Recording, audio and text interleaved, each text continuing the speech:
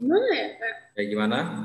Kalau misalkan kita berdoa terus kita dikasih berkat. Ya iya, berkat itu apa? kita itu menabur, maka kita menuai, waktu menuai itu disebut berkat. Ya, tahu begitu. Kita tahu juga lah ya. Berarti berkat itu apa dong? Berkat itu pemberian Tuhan. Rizal, Pemberian Tuhan jika kita itu berbuat baik. Harus kelihatan Rizal ya. Oke. Berarti apa, Enzo? Nggak ngerti. Ya dari Tuhan lah, gampangnya. Hadiah dari Tuhan jika kita berbuat. Kayak kita nggak punya uang terus kita berdoa besoknya dapat kerja terus dapat uang itu mungkin. Tadi Rizal tadi ada. Remove. Kelihatan tapi nggak, kameranya nggak mau ke sini. Coba dengarkan dulu. Berkat itu ada yang namanya berkat material atau berkat jasmani, ada juga yang namanya berkat rohani. Oke? Ingat ya, ada yang namanya berkat jasmani atau yang material, ada juga yang namanya berkat rohani. Kalau merasa perlu dicatat, ayo dicatat. Oke. Berkat yang material itu yang kayak gimana, Mister? Makanan. Segala sesuatu yang kita punya, baik itu dikasih sama orang, baik itu dikasih sama orang tua, baik itu hasil kerja sendiri, itu semuanya adalah berkat dan itu pemberian Tuhan. Ya, misalnya kamu punya handphone, punya laptop, punya internet, itu punya rumah. Berkat itu datangnya diatur oleh Tuhan, mungkin melalui orang tua atau melalui paman, tante, melalui engkong dan lain-lain. Itu adalah berkat yang material yang kalian punya. Lalu yang rohani itu yang kayak gimana, Mister? Berkat yang rohani adalah... Tadi berkat apa, Mister, yang pertama? Berkat jasmani. Bentar. Atau berkat material. Oke, Mister. Atau berkat materi ya. Oke, yang kedua berkat rohani. Berkat rohani itu seperti apa? Yaitu sebenarnya kalau dirangkum, yaitu diri Tuhan sendiri.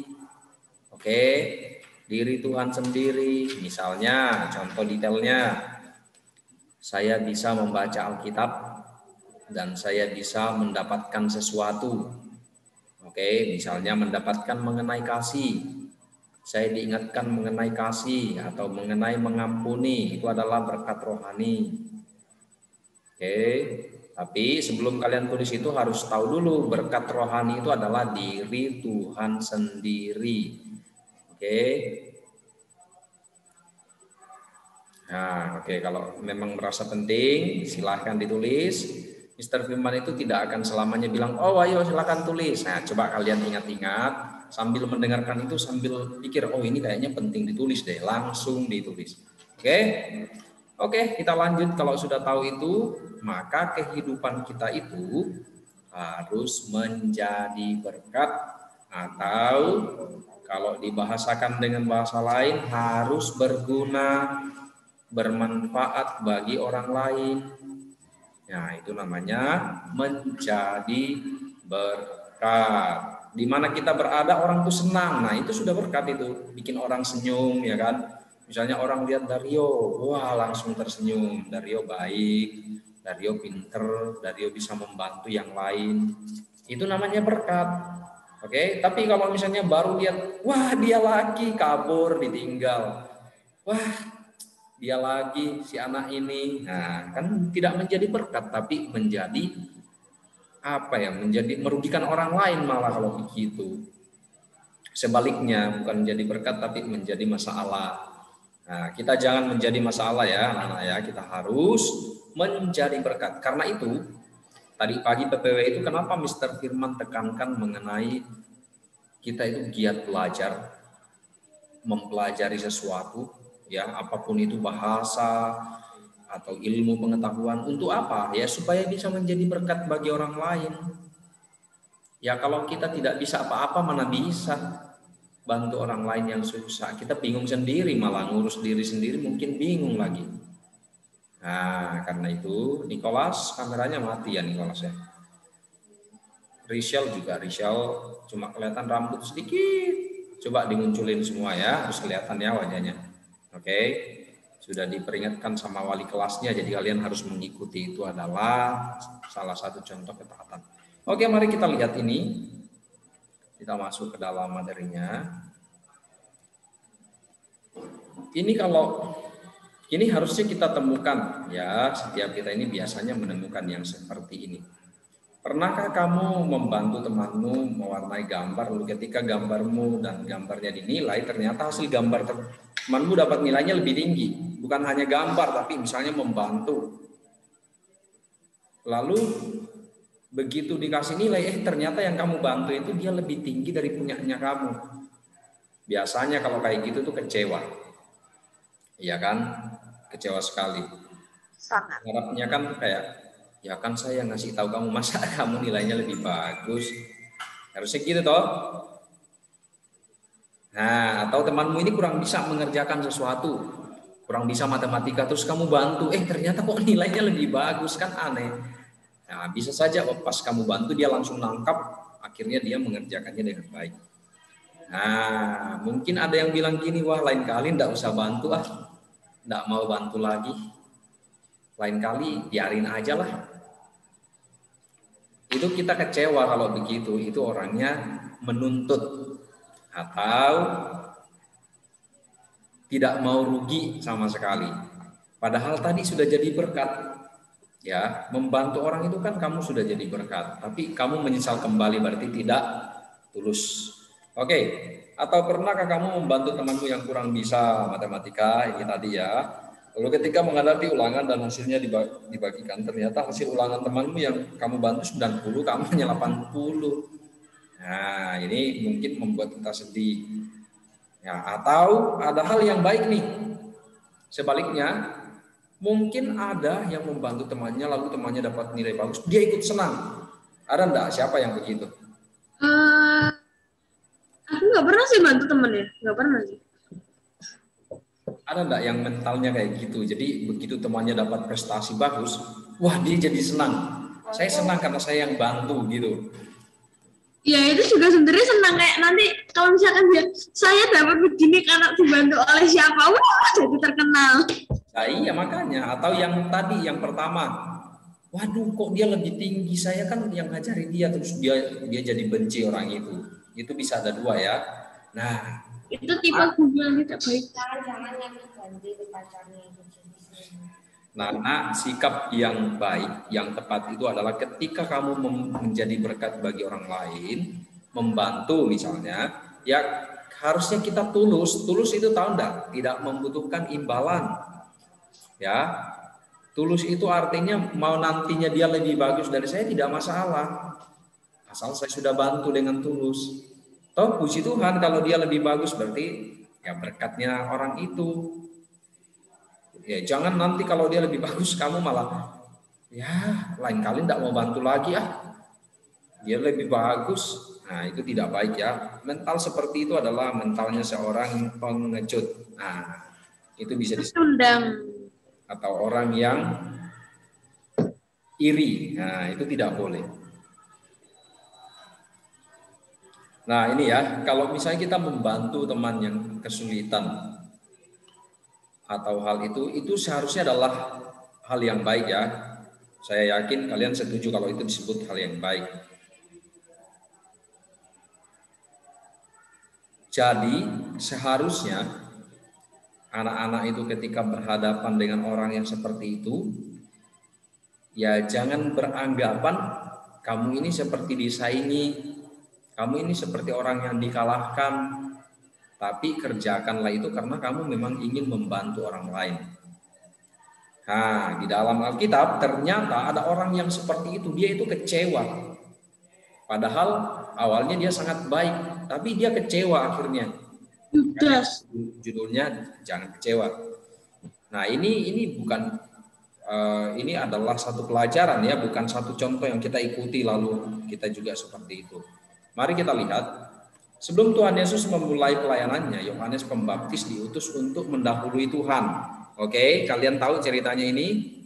Yohanes Pembaptis itu duluan datang daripada Tuhan Yesus. Dia memperkenalkan cara yang baru menurut perjanjian baru, tidak lagi menurut perjanjian lama. Yohanes membaptis orang-orang yang mau bertobat, oleh sebab itu orang menjuluki dia sebagai Yohanes Pembaptis karena dia membaptis. Kalian harus tahu ya, kenapa namanya disebut Yohanes Pembaptis? Nathanael? Karena si Yohanes ini membaptis orang. Ya, simpel saja ya jawabannya ya. Karena dia itu pada waktu itu membaptis orang-orang yang mau bertobat. Makanya disebut Yohanes Pembaptis. Ya namanya seharusnya cuma Yohanes, tapi karena dia membaptis banyak orang, maka disebut Yohanes Pembaptis. Oke, Yohanes Pembaptis tidak sama dengan salah satu murid Tuhan yang juga bernama Yohanes. Itu beda lagi ya. Dia juga membaptis Tuhan Yesus di Sungai Yordan. Nah, oke. Let's go. Apakah kamu pernah melihat pasukan pengawal presiden yang melintas di jalan raya? Mereka ada yang berjalan mendahului mobil presiden untuk membuka jalan agar presiden tidak terjebak kemacetan. Kira-kira begitulah yang dilakukan oleh Yohanes Pembaptis, membuka jalan bagi pelayanan Tuhan Yesus kemudian. Oke, tahu pengawal presiden? Nggak tahu? Pernah lihat. Pernah lihat ya? Kalau di Indonesia itu namanya Pas Pampres. Oke, pasukan pengawal presiden, pasukan khusus. Nah, mereka itu kemanapun presiden itu pergi, misalnya hari ini kan ada presiden kita namanya Joko Widodo. Kemanapun dia pergi, mereka yang namanya Pas Pampres itu akan di depan. Jadi misalnya nih ada orang kerumun banyak, maka dia akan membuka jalan, minggir-minggir gitu, memberitahu supaya jalan itu dibuka, baru presiden lewat. Mister lah, kalau Pak Presiden mau ke pasar harus gitu. Loh iya dong, tetap. Kan harus dijaga, enggak boleh sampai ada orang yang sembarang sentuh. Kan bahaya. Selain penyakit, bisa juga ada orang yang bertindak jahat. Nah, itu kan bahaya. Maka mereka yang disebut Pas Pampres itu yang mengamankan itu. Nah, tugas Yohanes Pembaptis itu kurang lebih sama seperti itu. Sama seperti si Pas Pampres itu. Apa yang dia kerjakan, yaitu dia duluan memberitahu ke orang-orang, nanti akan datang loh seorang penyelamat, ya, seorang Mesias. Dia perkenalkan dulu, dia buka jalan sehingga orang-orang itu siap. Ya kan, dia berseru di padang gurun, persiapkanlah jalan untuk Tuhan, luruskanlah jalan baginya. Nah, oke, mari kita lanjut. Yohanes Pembaptis juga memberitakan Injil. Jadi pada waktu itu dia sangat terkenal. Dia cukup terkenal waktu itu, banyak orang loh yang datang kepadanya. Sampai-sampai banyak orang yang mengira kalau Yohanes Pembaptis itu mungkin Mesias atau Tuhan Yesus. Banyak yang salah anggapan waktu itu, dipikir, oh mungkin inilah yang disebut Mesias. Kan waktu itu orang Yahudi menanti-nanti kedatangan si Mesias. Mereka mikirnya, oh jangan-jangan ini sudah yang disebut Mesias. Padahal itu Yohanes. Tetapi Yohanes Pembaptis dengan tegas mengatakan bahwa dirinya bukan Mesias. Nah, dia jujur ya, dia bilang saya ini bukan Mesias. Dia mengatakan bahwa Tuhan Yesus akan datang dan Tuhan Yesus lebih berkuasa dari dirinya. Nah, bagus ya. Dia sebagai seorang yang memperkenalkan dengan baik. Berita mengenai Yohanes Pembaptis juga terdengar sampai ke Raja Herodes. Oke, Raja Herodes senang mendengarkan pemberitaan Yohanes. Setiap kali ia mendengar apa yang dikatakan oleh Yohanes Pembaptis, hatinya gelisah karena Raja Herodes melakukan dosa. Jadi pemberitaannya Yohanes Pembaptis itu kayak menusuk gitu, kayak mengingatkan si Herodes ini. Jika kalian berbuat dosa, pasti hati kalian juga tidak tenang seperti Raja Herodes. Yohanes Pembaptis dengan berani menegur, memperingati Raja Herodes atas dosa yang diperbuatnya. Tidak hanya sekali, bahkan berkali-kali dia dengan berani menegur Raja Herodes. Betapa jujur dan berani Yohanes Pembaptis. Nah, ini bahaya. Oke, ini ada bahayanya. Kalian tahu enggak? Dia kan raja ini. Terus Yohanes Pembaptis siapa? Tidak ada di kerajaan itu, dia tidak punya kedudukan yang seharusnya berani berkata begitu. Nah, biasanya Orang yang lancang seperti itu tuh akan dapat hukuman, biasanya seperti itu. Entah itu hukuman mati ataupun penjara ataupun ya banyak tergantung pemerintahnya. Oke. Nathaniel Lucas Chong, raise hand. Mister, Raja Herodes itu melakukan dosa apa, Mister? Oke, Raja Herodes itu tidak takut akan Tuhan. Oke. Ya, Raja Herodes itu tidak takut akan Tuhan. Itu dosa terbesar. Apakah kalian berani seperti Yohanes? Apa yang terjadi ini dia? Karena dia seperti itu, ya kan, mengingatkan Herodes. Herodes itu punya dosa yang lain lagi, yaitu dia mengambil saudaranya sendiri, masih saudaranya itu menjadi istrinya. Ya, itu masih ada hubungan darah, itu tidak boleh kan? Terus ditegur sama Yohanes, Yohanes bilang itu tidak boleh. Lalu dia marah. Tadinya awalnya dia senang mendengarkan pemberitaan Yohanes, akhirnya dia marah. Dan apa yang terjadi? Yohanes Pembaptis ini ditangkap, dia diperintahkan untuk ditangkap. Ya, ditangkap oleh pasukannya si Herodes, lalu dimasukkan ke dalam penjara. Nah, itu karena apa ya? Karena si Yohanes kan berani dia memberitahu, padahal itu sebenarnya itu benar, memang tidak boleh. Yes, Dario. Tadi dosa yang dilakukan oleh Raja Herodes itu menikahi saudaranya sendiri. Nah, jadi Yohanes itu mengingatkan. Nih, kita coba buka ayat Alkitabnya ya. Yohanes. Kita coba buka di Alkitab. Di sana dia memberitahu kita lebih detail.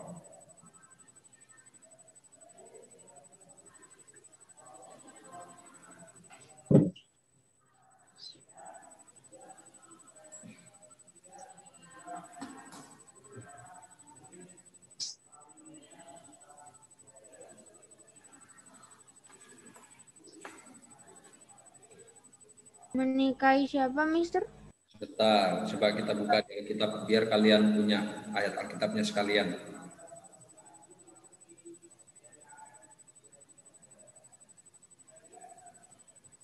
Oke.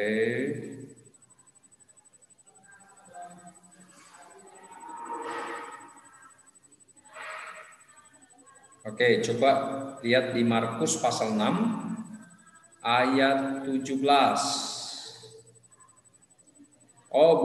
Bukan saudaranya sendiri, tapi dia Istri saudara. ya, dia mengambil istri dari saudaranya.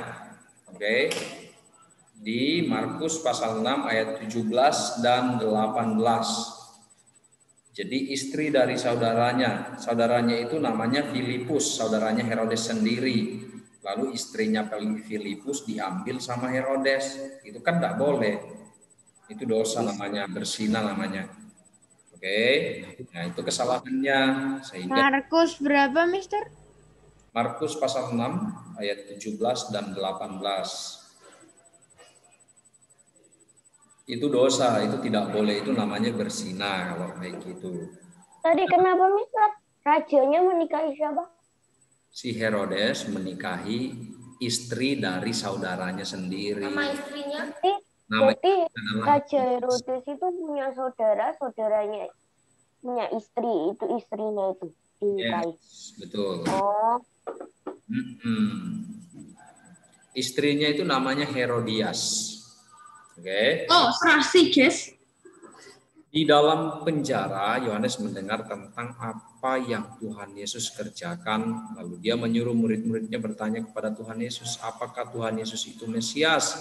Atau masih harus menunggu yang lain lagi kah? Aneh juga ya, Yohanes Pembaptis ini meyakinkan orang-orang bahwa Tuhan Yesus Mesias. Tetapi kenapa sekarang bertanya? Ya. Saudaranya itu namanya Filipus ya? Iya betul. Terus?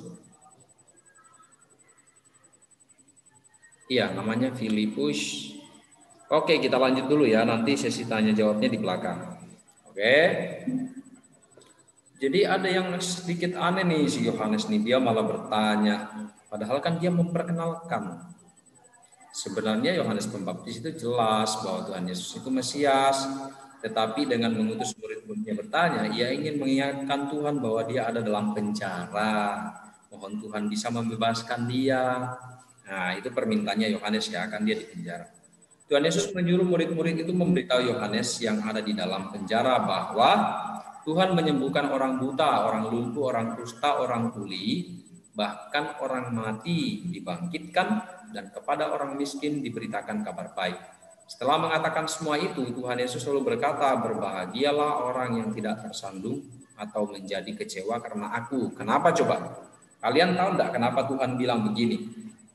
Coba ingat ya, ini frase ini kalian harus hafal ini. Berbahagialah orang yang tidak tersandung atau menjadi kecewa karena aku. Kenapa Tuhan mengatakan demikian? Tersandung itu tersandung gimana? Tersandung itu ya sama dengan kecewa atau sakit hati. Bukan tersandung yang karena licin jatuh itu ya. Ya itu katanya sama tapi pengertiannya beda.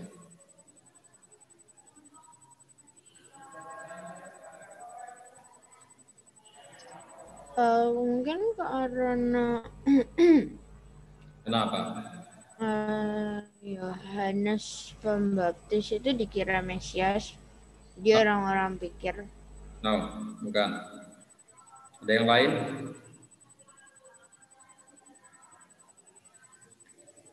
Kenapa sih? Ya, kenapa Tuhan mengatakan kata-kata ini? Ini kata-kata yang Tuhan katakan supaya Yohanes dengar, yang bertulis merah ini. Kenapa coba? Apa alasannya? Ya, soalnya biar nah, kasih aku waktu. Soalnya Tuhan itu emang di dalam diri kita, itu Tuhan pasti menguji kita meskipun Tuhan sudah memberi kesehatan, kekayaan apa, tapi Tuhan itu tetap akan menguji kita. Dan waktu Tuhan menguji, itu kan kebanyakan dari kita ini gagal. Soalnya kita kecewa sama Tuhan, kita marah, kita apa, misalkan kita jadi miskin, kalau misalkan perusahaan kita atau pabrik kita diambil atau rusak atau meledak atau apapun, kan kita pasti kecewa sama Tuhan. Padahal semua itu kan berasal dari Tuhan. Apa kaitannya sama Yohanes? Ya kaitannya sama kayak Yohanes, kan Yohanes itu sudah diberi apapun, sudah diberi kesehatan, dia juga sudah memberitakan Injil, sudah apa, dan saat dia itu masuk penjara kan dia kecewa, dia pikir Tuhan itu udah nggak sayang sama dia lagi, mungkin gitu. Oke, boleh sedikit menyinggung. Ada yang lain? Ada yang mau coba?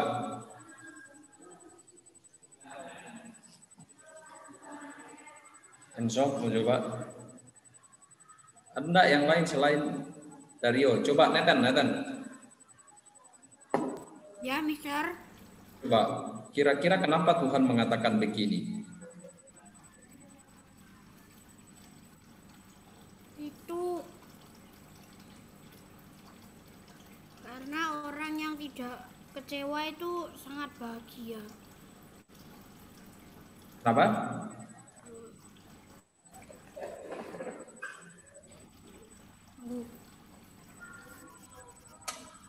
Tapi intinya menurutku udah diambil dari Ada yang bisa coba?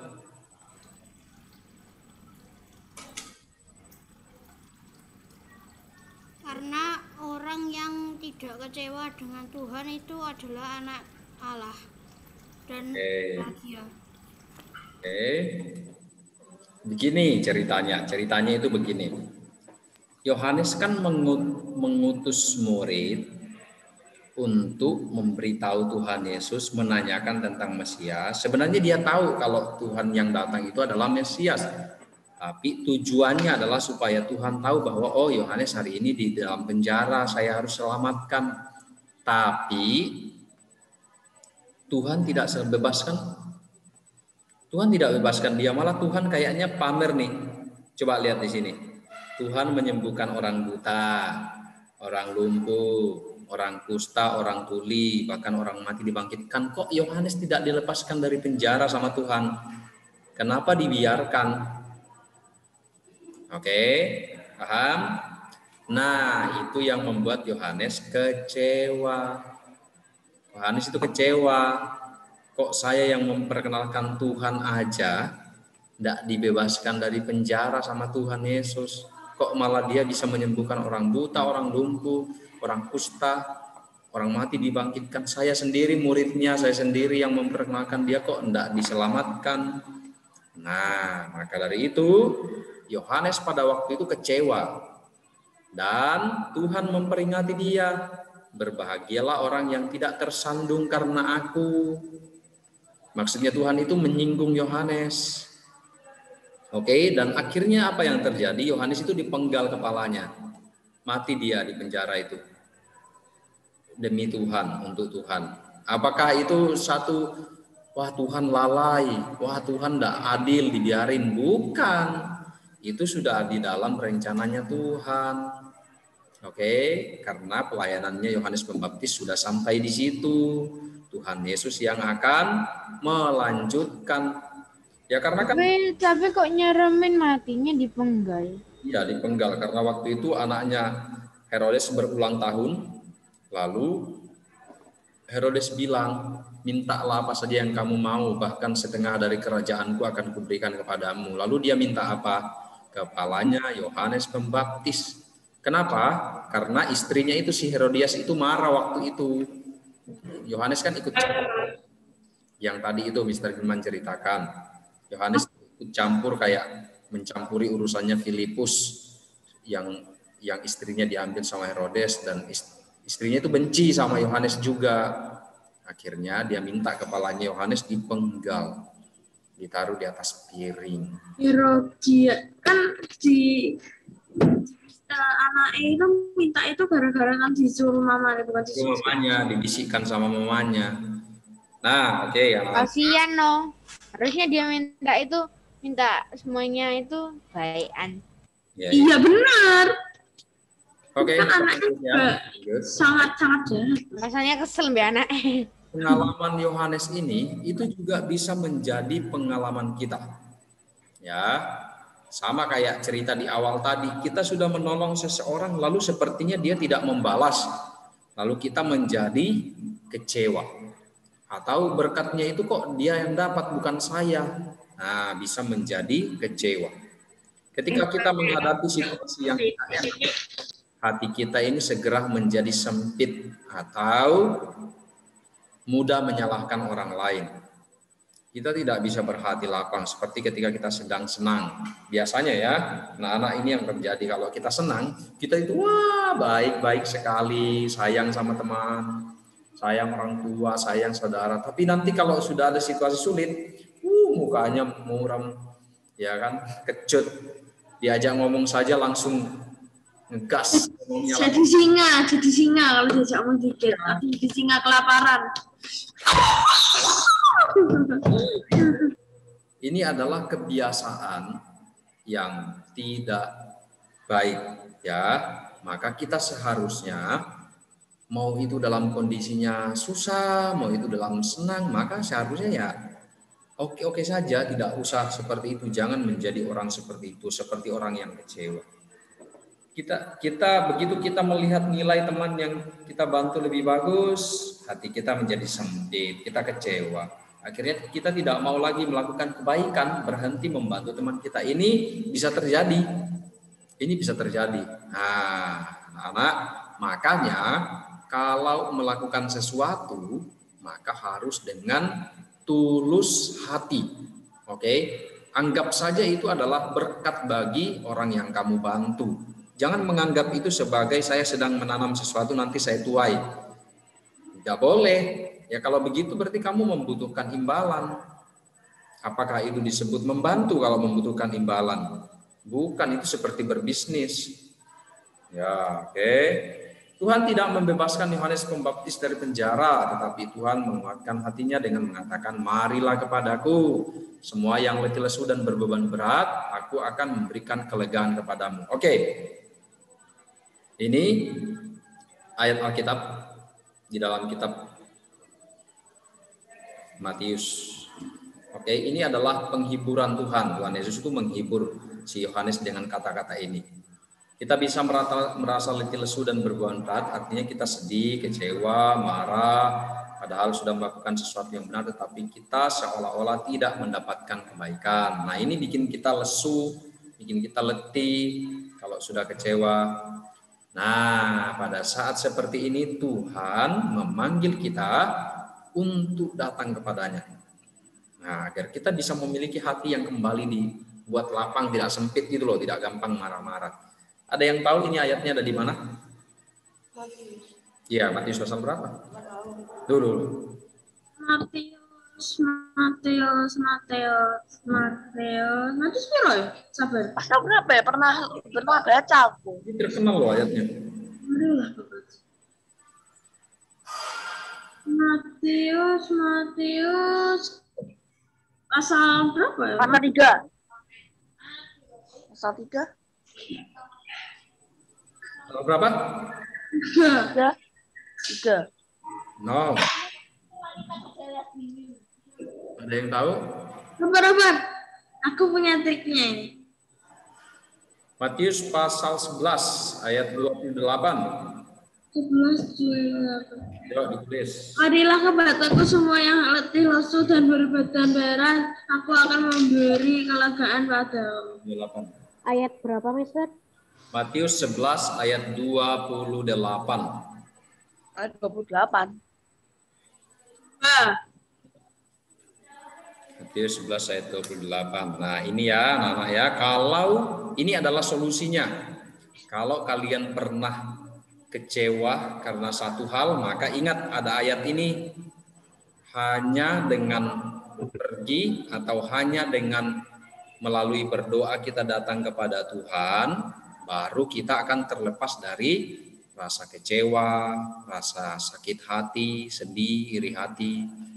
Nah, itu ya, tidak akan bisa dengan caranya sendiri, pasti susah. Maka Tuhan memberikan solusinya di dalam Matius pasal 11 ayat 28. Oke, kita lanjut. Belum. Nah, ini ringkasannya. Belum tak. Itu tinggal lihat dia itu kita. Nah, jadi agar kita ini anak-anak Tuhan ini melakukan kehendak Allah, walaupun situasi di sekitar kita tidak menyenangkan, caranya adalah datang kepada Tuhan melalui doa, mendoa dan membacakan Alkitab, agar hati kita ini tidak sempit ya, atau hatinya itu suka menuntut, suka gampang marah-marah, gampang bersedih, gampang kecewa. Nah, maka kalau semakin sering kita datang, maka kita tidak akan hitung-hitungan sama orang lain. Wah, saya kan sudah baik kemarin, harusnya kamu balas dong, harusnya kamu ganti dong. Nah, supaya tidak demikian. Oke, ini ada poin-poinnya. Coba kalian tulis dulu yang ini.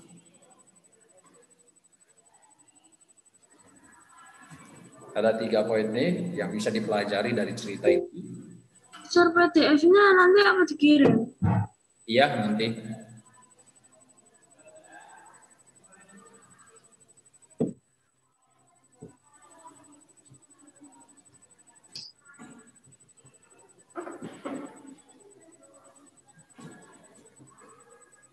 Ayo kalian tulis ini, semuanya mencatat ya. Tidak ada yang lengah, tidak ada yang, pokoknya harus mulai hari ini tuh harus rajin mencatat. Mau menjadi berkat bagi orang lain, maka kamu harus terlebih dahulu belajarnya dengan sungguh-sungguh. Izin ngambil orotan. Ya.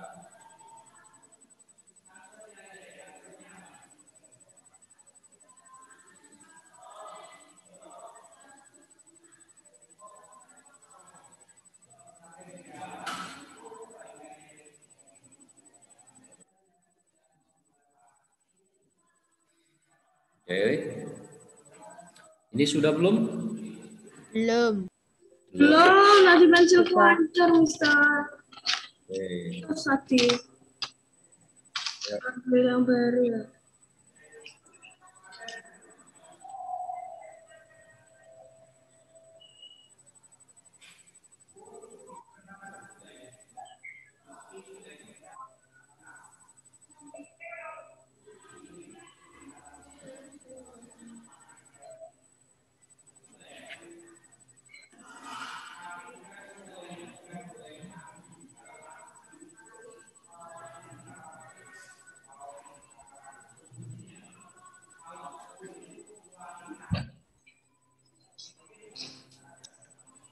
Udah. Oke. Belum bisa. Oke.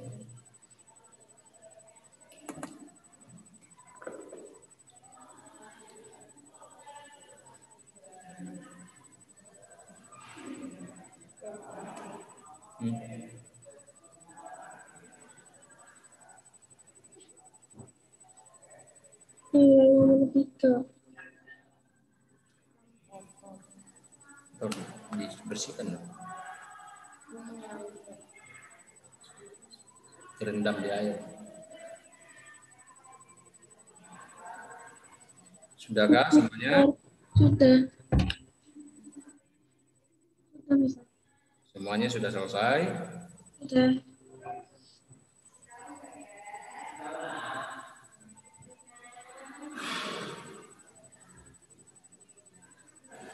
Oke. Ini ayat Alkitabnya. Ini tadi sudah dicatat ya.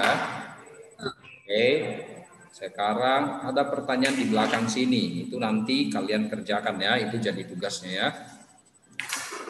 Nah, sampai di sini, apakah ada yang bertanya?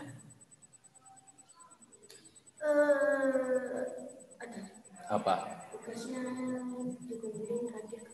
Mister, Ya, ya. nanti kan Mister kasih tugas-tugasnya di Google Drive. Nanti Mister kirimkan lewat WhatsApp. Oh. Oke.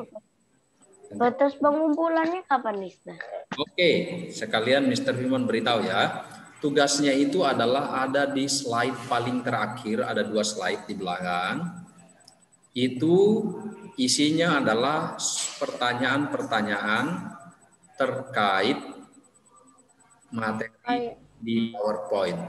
Oke. Kayak biasanya itu tuh. Ya, kayak biasanya. Tanya jawab itu loh, tanya jawab. Ya.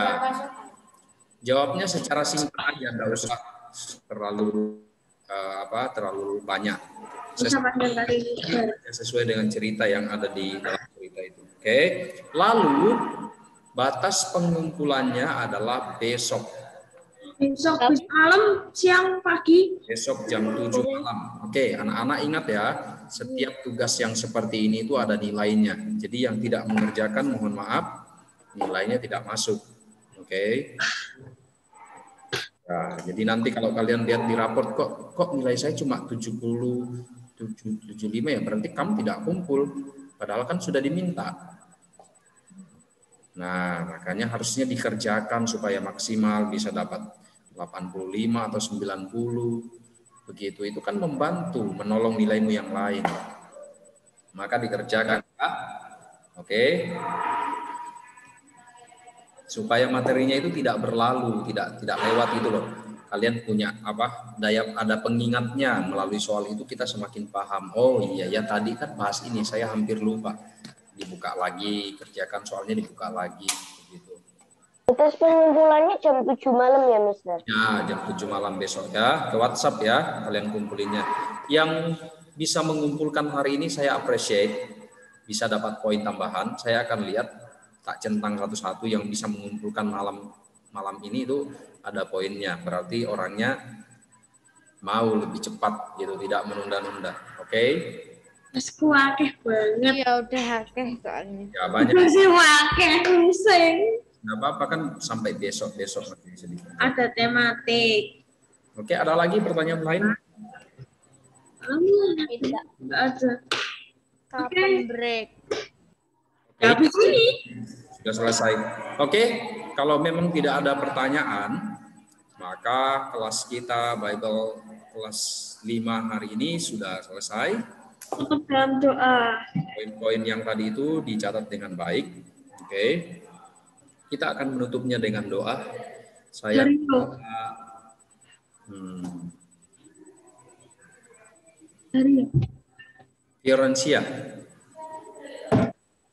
Fiorencia berdoa tutup kelasnya. Ya, mari kita berdoa. Tuhan, terima kasih kita sudah selesai belajar Bible hari ini. Semoga yang dipelajari bisa bisa diingat kembali. Terima kasih Tuhan, haleluya, amin. Amin. Terima kasih Fiorencia. Terima kasih anak-anak semua ya. Oke, semangat. Bye. Terima kasih, Mister. Thank you, Mister. Bye. Bye, Mister. Bye.